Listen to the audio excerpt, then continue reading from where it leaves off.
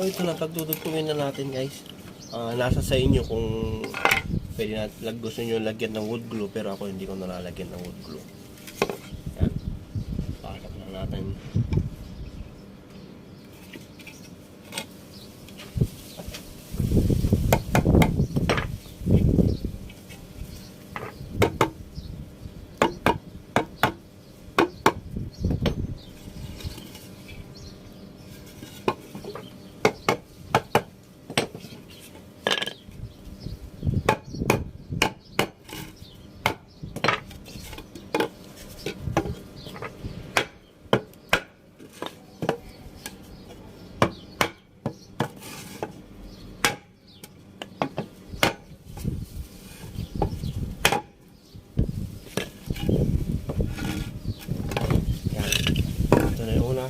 So natin yung pangalawa.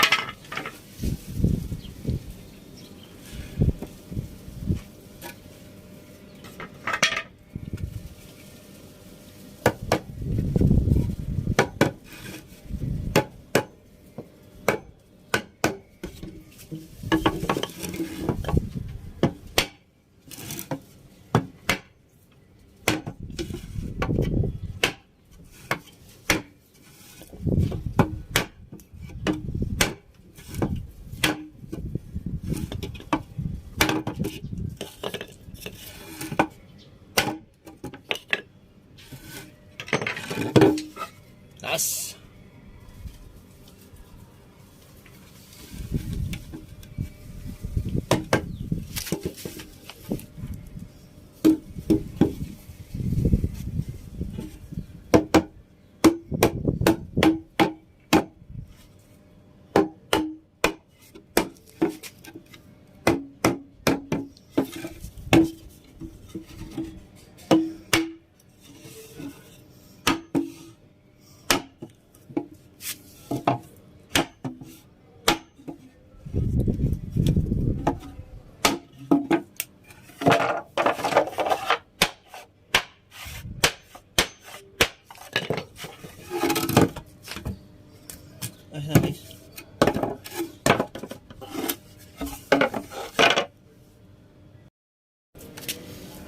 Ang kagandahan pag pako ang ginamit natin kaysa dowel, hindi po nababali. Ito kasi pwedeng mabali. Ito, ganyan po pako siya, so pwede siyang mahilot-hilot. Pag ito na yan, nabali na yan, diba?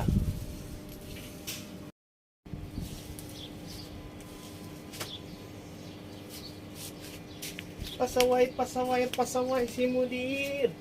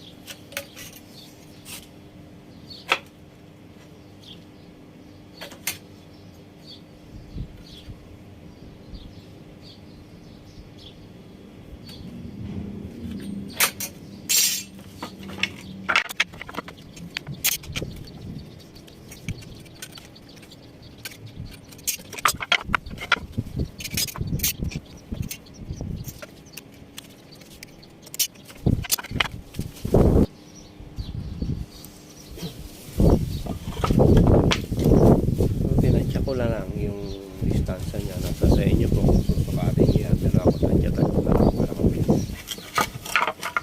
So ito yung reference ko dito. Then after nyo mapagdugtong, katingin nyo na lang ng desired size nyo, gusto nyo, di ba? Ang susunod, kailangan natin kunin yung sentro bawat linya natin.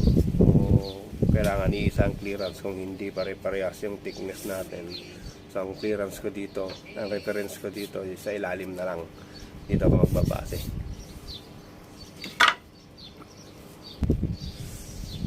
So ang gagamitin ko pang sukat sa gitna. Gitna. Kailangan nyo lang kunin yung gitna. Yung caliper kung wala naman, pwede na kayong kumuha ng metro lang. So ganyan lang. Marka. Yan.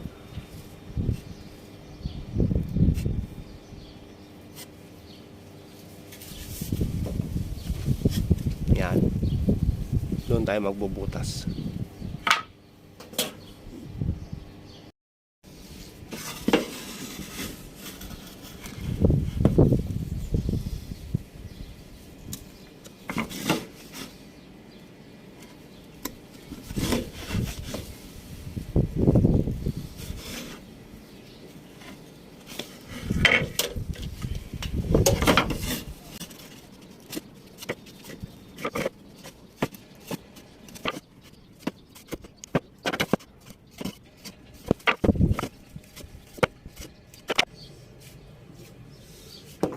So ito yung gagamitin natin pako. Ito naman yung barena natin. So dapat mas maliit ng konti yung barena natin kaysa sa pako. Kasi pag mas malaki to, mas maluwag siya. Hindi siya maganda.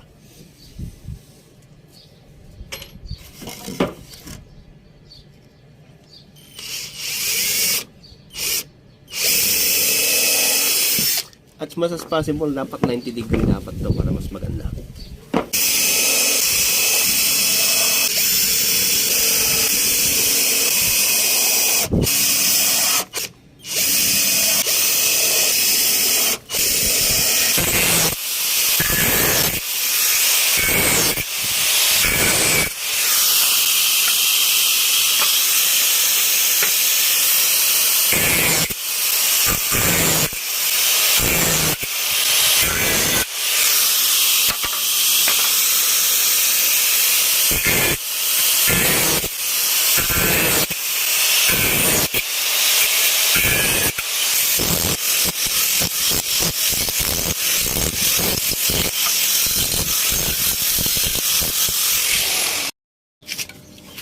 So ito na, pagdudugtungin na natin guys.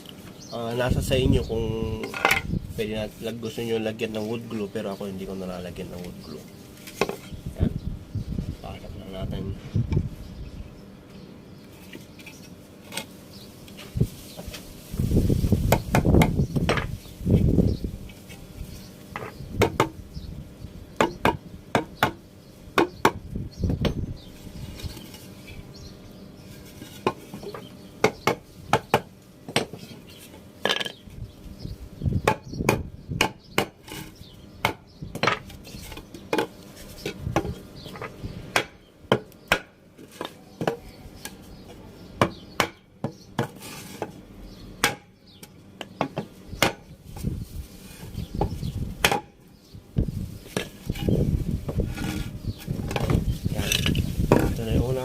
So natin yung pangalawa.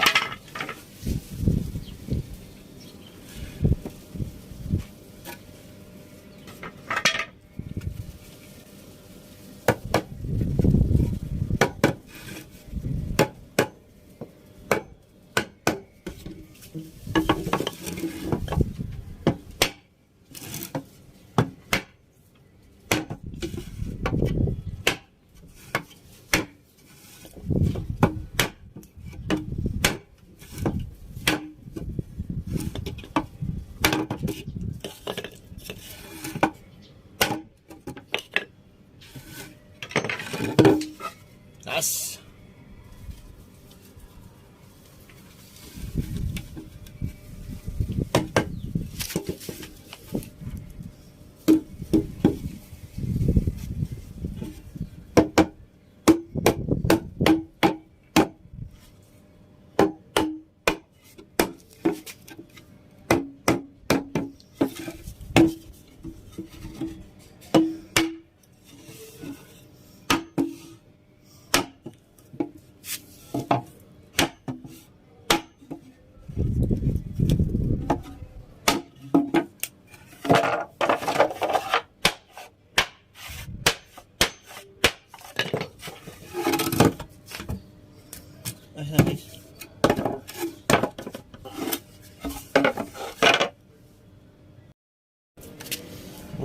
kagandahan pag pako ang ginamit natin kaysa dowel, hindi po nababali. Ito kasi pwedeng mabali.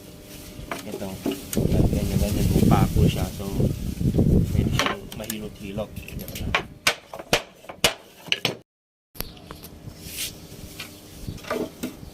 So ito na yung ating pinagdugtong-dugtong naging tabla na yung kahoy, yung mga paleta. So hindi naman yan kahit